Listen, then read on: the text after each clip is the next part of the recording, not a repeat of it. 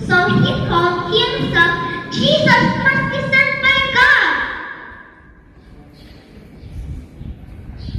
Pero may problema.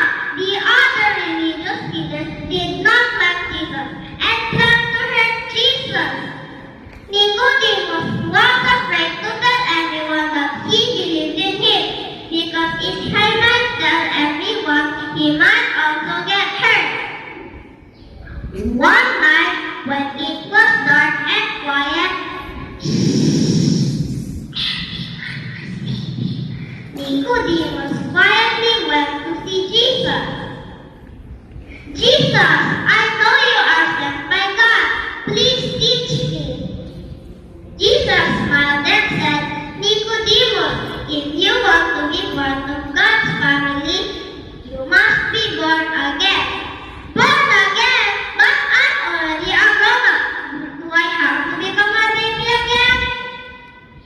Jesus answered, to be born again and be part of God's kingdom means your heart needs to change.